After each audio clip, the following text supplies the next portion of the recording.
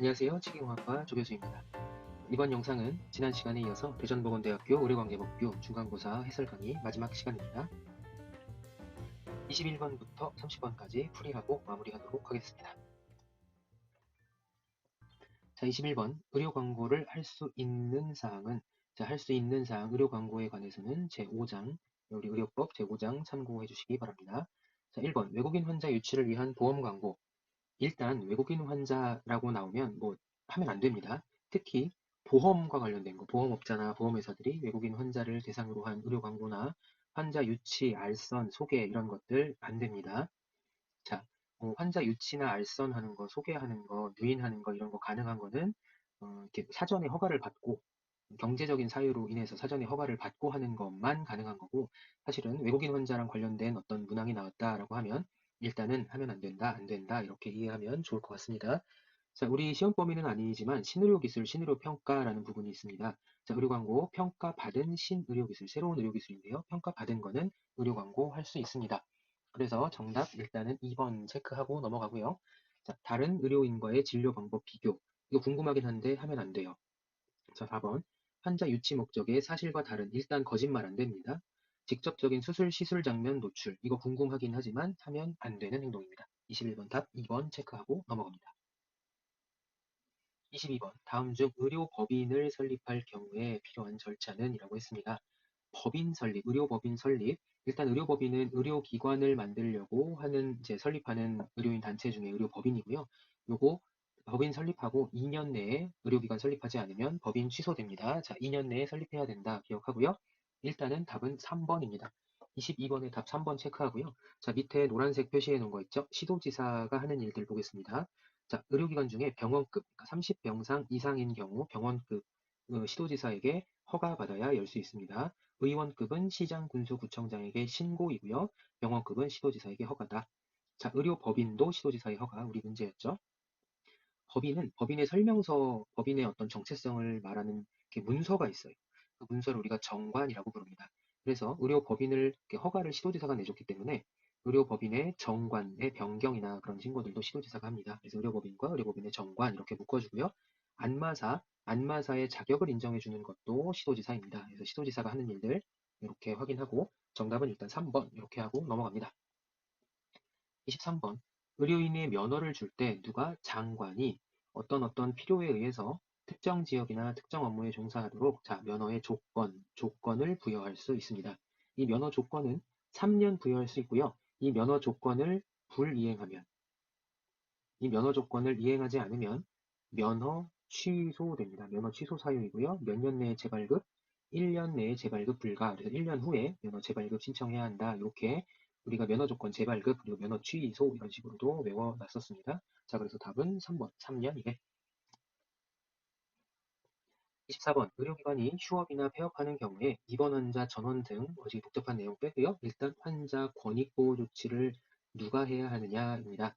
환자 권익보호 조치 뭐 요런 거고요. 왜 하냐? 뭐 병원 닫으니까. 병원 영업 못 하니까 입원 환자가 있는데 병원을 그냥 닫아버리면 안 되겠죠. 그래서 우리 제40조에서는 해당 의료기관의 개설자가 환자 권익보호 조치에 의무가 있다라고 이야기하고 있습니다. 자, 좀 지역적인 거이기는 한데요. 난이도가 좀 있는 문제였어요. 자, 환자 권익보호 조치를 해야 하는 사람은 해당 의료기관의 개설자다. 그래서 정답은 24번에 5번 체크하고 넘어갑니다. 다음 중 무기징역이나 이게 심각한 거 나왔죠? 무기징역이나 5년 이상의 징역. 어쨌든 뭐 벌금 이런 거 없고 무조건 가둬놓는다는 거예요. 자, 무조건 금고 이상 무기징역이나 5년 이상의 징역이다. 자, 이게 뭐냐면요. 우리 제12조에 의료기관에서 하면 안 되는 행동들이 나와요.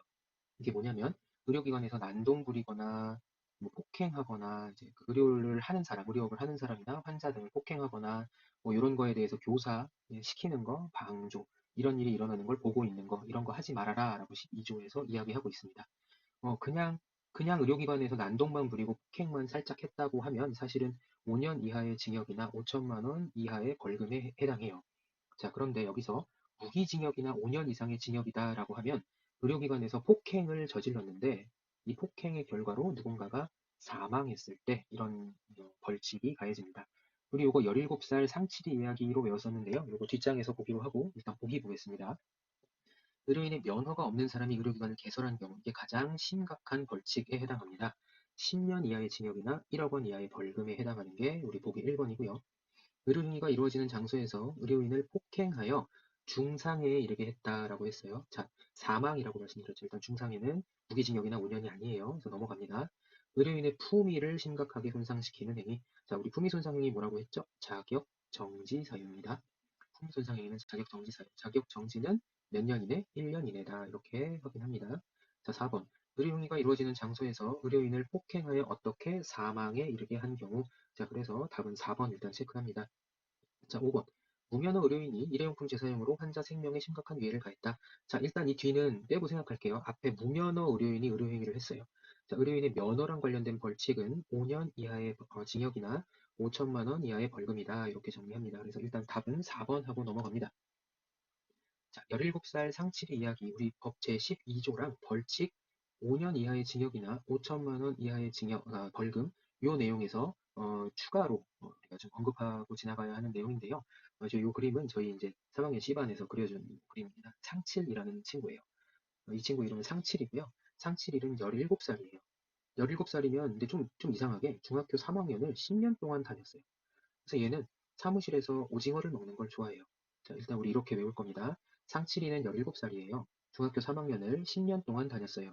근데 사무실에서 오징어 먹는 거를 좋아하는 친구예요. 자, 상칠. 의료기관에서 폭행을 했는데 상해를 입힐 수도 있어요. 다친 거예요. 중상해를 입힐 수도 있어요. 많이 다친 거예요. 그 다음에 사망할 수도 있어요. 12조를 어겨서 의료기관 내에서 폭행을 했는데 의료인이나 환자나 의료기사 등을 폭행해서 상해에 이르게 한 경우, 중상해에 이르게 한 경우, 사망에 이르게 한 경우입니다. 자, 상해를 끼친 경우, 중상해를 끼친 경우, 사망한 경우입니다. 자, 상칠이는 17살이다. 상해를 끼친 경우 7년 이하의 징역, 1천만 원에서 7천만 원 이하의 벌금. 상칠이는 17살이다. 이렇게 외우면 좋겠어요. 자, 중3을 10년 다녔다. 중상해를 입힐 경우 3년 이상 10년 이하의 징역이다. 이렇게 암기하겠습니다. 자, 사무실에서 오징어를 먹는다. 사망에 이르게 한 경우, 살해한 경우, 무기징역 5년 이상의 징역, 무기징역 또는 5년 이상의 징역. 그래서 사무실에서 오징어를 먹는다. 12조 의료기관의 폭행에서 의료인이나 의료기사나 환자 등에 대해서 상해, 중상해, 사망에 이르게 한 경우 상칠이는 17살인데 중3을 10년 동안 다녔고요. 사무실에서 오징어 먹는 것을 좋아합니다. 이렇게 숫자 외우도록 하겠습니다. 자, 26번 다음 중 의료인의 면허를 대여한 경우는 이렇게 얘기했습니다. 자, 벌칙을 고르는 거고요. 자, 의료인의 면허를 대여한 경우 면허는 대여해도 안 되고 받아도 안 됩니다. 그리고 면허에 관련된 키워드는 자, 5년 이하의 징역 또는 5천만 원 이하의 벌금 이렇게 암기합니다. 자, 의료법인의 명의도 마찬가지로 5년에 5천만 원입니다. 자, 우리 벌칙은 별도의 클립에서 조금 깊게 다룰 거기 때문에 일단 우리 보기 간단히 정리합니다. 자, 1번 10년 이하의 징역 또는 1억 원 이하의 벌금에 해당하는 경우는 의료기관의 개설 관련된 내용입니다. 자, 의료기관의 개설을 할 수 없는 사람이, 할 수 없는 기관이 의료기관을 개설했다 이렇게 얘기하면 10년에 1억이다 이렇게 벌금, 벌칙 이렇게 나오고요. 5년 이하의 징역 또는 5천만 원 이하의 벌금은 면허랑 관련된 거랑 명의, 법인의 명의 관련된 거, 그리고 정보를 가지고 어떤 정보를 고의로 탐지하거나 누출하거나 훼손하거나 변조하거나 뭐 이런 내용들이 5년 이하의 징역 또는 5천만 원 이하의 벌금이 나옵니다. 자, 3년 이하의 징역 또는 3천만 원 이하의 벌금은 자, 허가랑 관련된 내용들이 좀 있고요. 자, 그리고 정보 그냥 누설, 정보를 그냥 누구한테 갖다 주거나 사용하거나 뭐 이런 내용들이 좀 많이 들어가 있고요. 자, 2년 이하의 징역 또는 2천만 원 이하의 벌금은 두 가지입니다. 그 태아 성감별을 목적으로 진료한 의료인 32주 이하 태아 성감별 요거랑 태아 성감별 그리고 자율보고자에 대한 부당한 처우가 이제 2년에 2천만 원 이렇게 두 가지 있고요.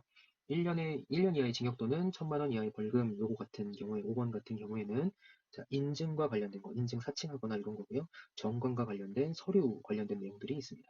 그래서 인증서 이렇게 암기하고 넘어가면 좋을 것 같고요. 자, 우선 면허랑 관련된 거는 답은 2번. 자, 5년 이하의 징역 또는 5천만 원 이하의 벌금이다. 이렇게 기억하고 넘어갑니다. 자, 바로 나왔네요. 자율보고자에 대한 부당한 처우를 한 경우는 라고 물어봤습니다. 자율보고자에 대한 부당한 처우랑 태아 성감별이랑 2년에 2천만 원짜리입니다. 자, 그래서 답은 4번.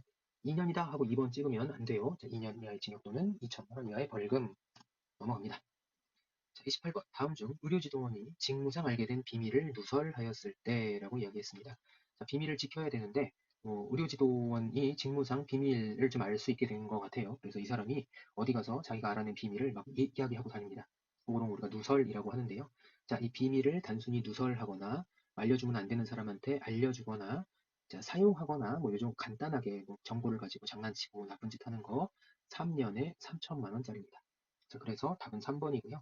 자, 이 정보 관련돼서 이제 아래 두 가지 좀 하이라이트한 거 보겠습니다. 좀 고급진 단어가 나올 수 있어요. 정보를 탐지했다, 노출했다, 변조했다, 훼손했다. 자, 요거는 약간 악의를 가지고 하는 행동들일 확률이 높아요. 이런 단어가 품고 있는 뜻이. 자, 요런 짓을 했다라고 하면 5년에 5천만 원입니다.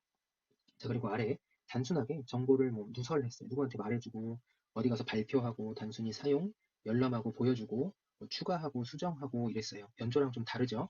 그냥 단순하게 조금 이런 행동을 하면 3년에 3천만 원입니다.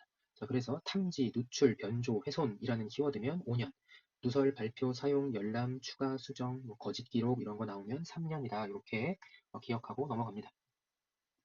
29번. 다음 중 의료기관 개설권자가 아닌 자가 의료기관을 개설했을 경우에요. 자, 우리 의료법에서 가장 심각하게 다루고 있는 게 의료기관 개설을 하지 못하는 사람이나 단체가 개설을 하는 겁니다.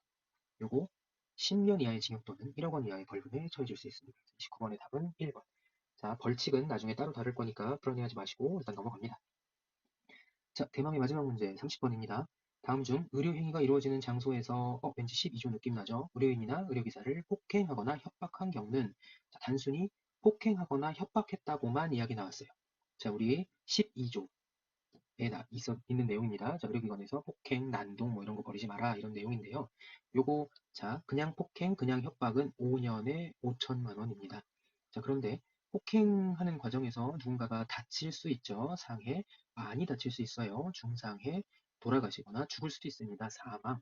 자, 상해, 중상해, 사망에 이를 경우에 특별히 우리 17살 상칠이 이야기했습니다. 상칠이는 17살인데 중학교 3학년을 10년 다녔고요. 사무실에서 오징어를 먹습니다. 자, 여기서 추가로 하나. 오징어 먹을 때 뭐랑 같이 먹으면 좋죠? 우리 다 성인이니까 맥주, 술 같이 먹죠? 이게 형법상 감경 규정이라는 게 있어요. 자, 우리 12조에 대해서는 형법상 감경 규정에 대한 특례가 적용됩니다. 이게 뭐냐면 음주 상태에서 심신미약이면 형을 감경해 줄 수 있다는 겁니다. 그래서 만약에 우리 문제에 형법상 감경 규정에 해당하는 것은 이라고 나오면 12조의 내용을 고르면 됩니다. 의료기관에서 폭행하거나 협박하거나 이랬던 내용 고르면 될 것 같아요. 되겠습니다. 자, 일단 우리 문제 다시 돌아오면 이루어지는 장소에서 의료행위가 이루어지는 장소에서 누구를 의료인이나 의료기사 혹은 환자를 폭행했다, 협박했다. 자, 단서 조항이 없어요. 단순히 이런 행동만 했다라고 하면 5년에 5천만 원 이렇게 확인하고요. 밑에 있는 요 내용이 17살 상칠이 요 내용하고 이제 연결이 되는 내용입니다. 자, 앞에 영상 찾아가셔서 보셔도 되고요. 우리 벌칙 다룰 때 한 번 더 말씀드릴 거기 때문에 불안해하지 마시고요. 일단 폭행하고 협박했다. 단순히 이렇게만 나왔다라고 하면 5년 이하의 징역 또는 5천만 원 이하의 벌금이다. 이렇게 기억하고 넘어갑니다. 네, 지금까지 대전보건대학교 2022년 1학기 의료관계법규 중간고사 문제 풀어봤는데요. 너무 어렵지 않았을 것이라고 생각이 됩니다. 그래서 이 문제풀이 강의가 여러분들 국가고시나 또 다른 시험 준비하는데 꼭 큰 도움이 됐으면 하는 바람 갖고 이렇게 마무리하겠습니다. 오늘도 모두 수고하셨습니다. 고맙습니다.